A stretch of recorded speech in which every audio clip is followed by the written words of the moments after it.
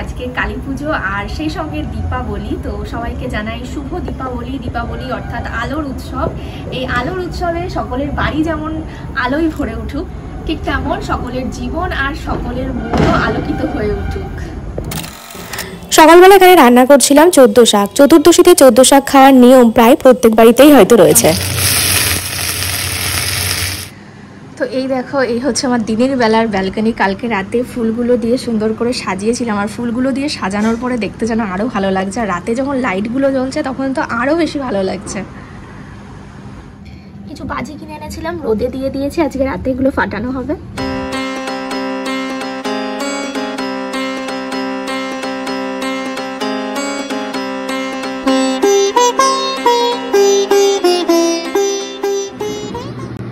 চতুর্দশী special 14 শাক অনেকের হয়তো কালকেই খাওয়া হয়ে গেছে, কিন্তু আমরা যেহেতু কালকে খাইনি আর এখনো চতুর্দশী লেগে আছে, তো সেই জন্য আমরা আজকে খাচ্ছি 14 শাক ভাজা।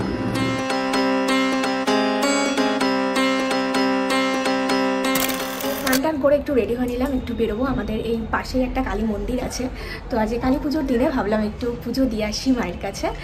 অঞ্জলি দেওয়ার তো ব্যাপার নেই, তো সেজন্য পুজোর ডালাটা ধরে দিয়ে দেবো। এখানে 5 ফল আছে, মিষ্টি আছে 5 রকম, আর এখানে হচ্ছে ফুল রয়েছে। এটা আমাদের গাছের ফুল, গাছের জবা ফুল, তাই একটা দিয়েছে। আর এটা তো ও নিচ থেকে একটা তুলে এনেছিল, তো দুটো সুন্দর সুন্দর জবার, ভালো জবার মালা ভেবেছিলাম কিনবো, কিন্তু সেটা আর পাইনি, যার কারণে প্লাস্টিকের জবার মালাটাই দিতে হবে। তো এগুলো এখন নিয়ে যাবো।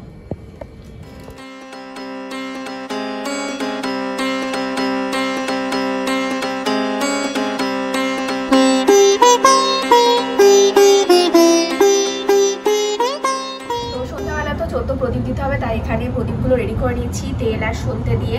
তো আগের দিন এই তেলটা নিয়ে এসেছিলাম, এটা তিল তেল, প্রদীপ ধোয়ানোরই তেল, মানে এটা এই তেল দিয়ে অনেকক্ষণ ধরে চলে।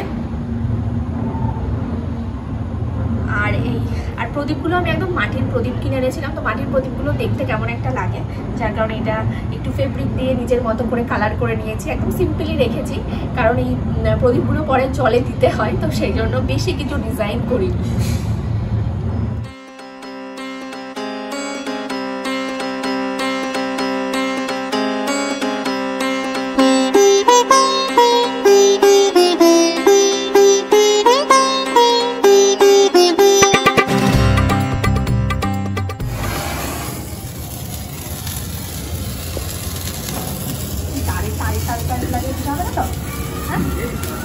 তাই লাগলে পুরো গলে যাবে।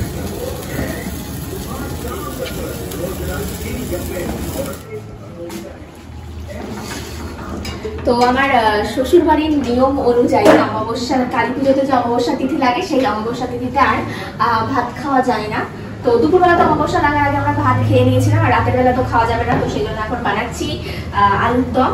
এখানে আলুর দম বানাচ্ছি, তো এখানে আলুর দম বানাচ্ছি। গ্রেভি রেডি হয়ে গেছে, এবার এই ভেজে রাখা আলুগুলো দিয়ে দেবো, ভালো করে কষবে না। আর তার সাথে হবে লুচি, লুচির জন্য এখানে ময়দাও মাখানো হয়ে গেছে। এরপরে আমি রেডি হয়ে 14 প্রদীপ দিয়ে তারপরে একটু ঠাকুর দেখতে বেরোবো, তো সেজন্য ভালো রান্নাটা করে রেখেই চাই, কারণ ঠাকুর দেখে ঘুরে আসার পরে আর রান্না করতে ইচ্ছা করে না, তখন মানে তখন সোজাসুজি খাবার পেলে ভালো হয়। তো সেই জন্য রান্না টান্না করে রেখে যাচ্ছি, এসে গরম গরম লুচি ভাজা হবে, বেলা হবে, আর খাওয়া হবে। তো ওই যে আমি রেডি হয়ে গেছি, আর এই হচ্ছে আজকে আমার ফাইনাল লুক। তো নাও রেডি তুমিও। তা এখন কি করবো? হ্যাঁ, এখন আমরা মোমবাতি জ্বালাবো আর প্রদীপ দেবো। 14 প্রদীপ দেওয়ার যেটা ব্যাপার আছে, তো প্রদীপটা দিয়ে নেবো আর মোমবাতি জ্বালাবো, তারপর বাজি ফাটাবো, অনেক কিছু করবো, ঠাকুর দেখতে যাবো। তো আগের বছরও ব্যালকনিটা এরকম লাইট দিয়ে সুন্দর করে সাজিয়েছিলাম, এবছরও সাজিয়েছি, সঙ্গে এই ফুলগুলো অ্যাড করেছি, ফুলের মালাগুলো। এটা আরেকটু ভালো করার ইচ্ছা ছিল, কিন্তু আমার কাছে আর ফুলের মালা ছিল না, আর কেনাও হয়নি সত্যি কথা বলতে, সেই জন্য আর বেশি কিছু করতে পারিনি। তো আমাদের এই ব্যালকনিটা কেমন লাগছে অবশ্যই কিন্তু জানাবে, আমার তো খুব খুব ভালো লাগছে।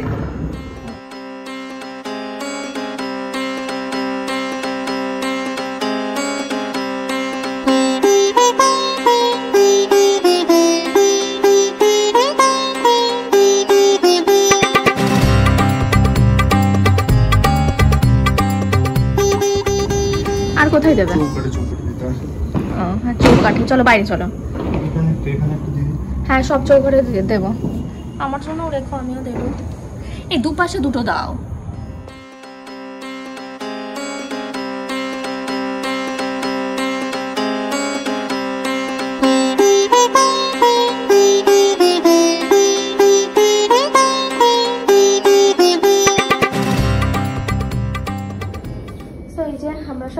প্রদীপ দিয়ে দিয়েছি সব ঘরের দরজায়, এখানে এখানে। বাজি ফাটাতে ছাদে চলে এসেছি।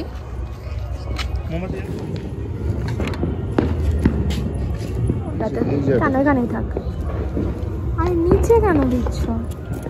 সবার প্রথমে রকেট দিয়ে শুরু হচ্ছে। বোতলের বদলে কি নেওয়া হয়েছে দেখো, এটা বোতল আনতে পারিনি। হচ্ছে দুটো ফাটানো অলরেডি হয়ে গেছে আমাদের, এটা 3 নম্বর।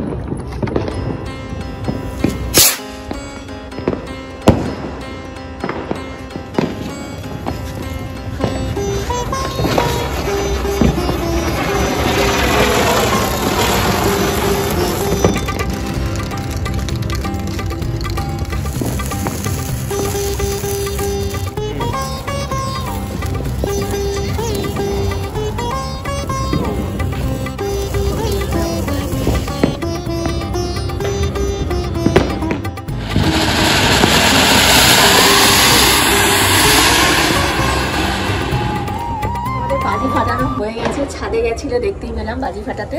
তো এখন ভাবছি যে একটু ঠাকুর দেখে আসি, এখানে কয়েকটা ভালো ঠাকুর হয়, তো দেখে আসি সেগুলো।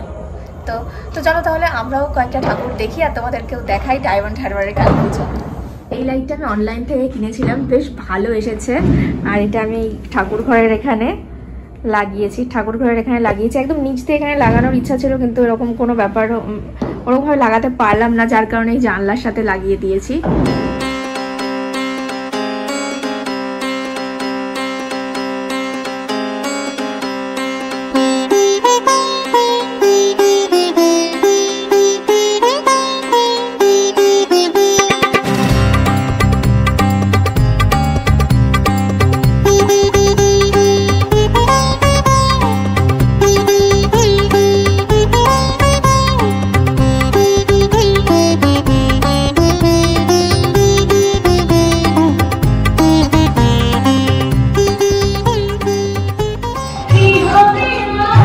এখানে পুজো হয়ে গেছে মনে হচ্ছে, মায়ের মুখটাই আসছে না ভালো করে। বেশ অন্যরকম কালী ঠাকুরটা, ভালো লাগছে, সিম্পলের মধ্যে প্যান্ডেল করেছে।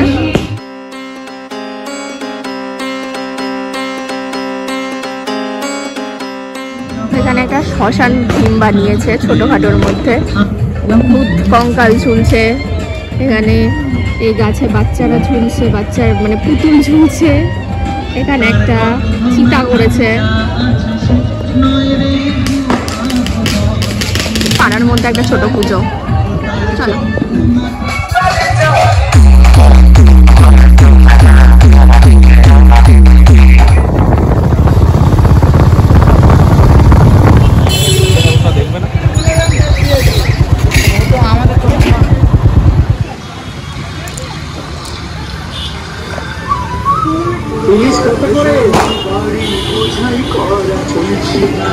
কি বলো তো এটা থিমটা, কুমোরপাড়া গরু গাড়ি, মানে শুক্রবারের হাট, এরকম থিমটা করেছে।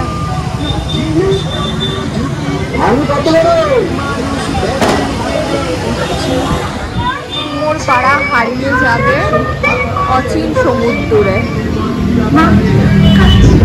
এটা ঠাকুর আমার সুন্দর তো, কৃষ্ণকালী।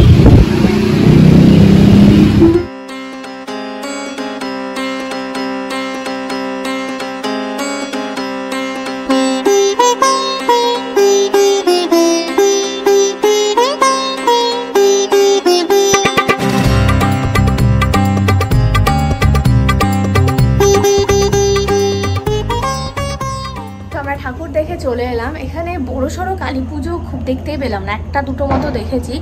আর তাছাড়া এখানে সব ওই পাড়ায় পাড়ায় ছোট ছোট নিজেদের মতো করে মানে পুজো করা, সেরকম টাইপের পুজোই বেশি। দুর্গা পুজো এখানে যাও বা ভালো হয়, কালী পুজো আরোই মানে সেরকম না, মানে বড়সড় পুজো সেরকম না, কিন্তু ছোট ছোট প্রচুর পুজো, মানে গলিতে মানে একটা গলিতে 4-5টা পুজো, এরকম একটা ব্যাপার। ব্যালকনিটা আমার এত ভালো লাগছে, এখানেই যেন বসে থাকতে ইচ্ছা করছে।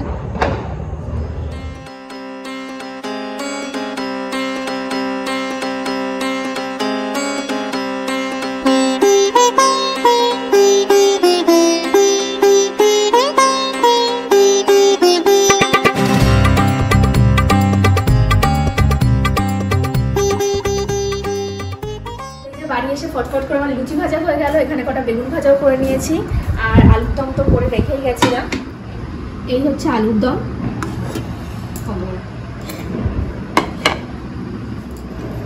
কেমন হয়েছে আলুর দম? তো এবছর আমাদের দিওয়ালি এভাবেই কাটলো। তো তোমাদেরকেও আরও একবার হ্যাপি দিওয়ালি জানিয়ে আজকের ব্লগটা এখানেই শেষ করছি। কেমন লাগলো অবশ্যই কমেন্টে জানিও। খুব শীঘ্রই দেখা হচ্ছে আমার একটা নতুন ব্লগ নিয়ে। ততক্ষণের জন্য bye bye, good night and love you all.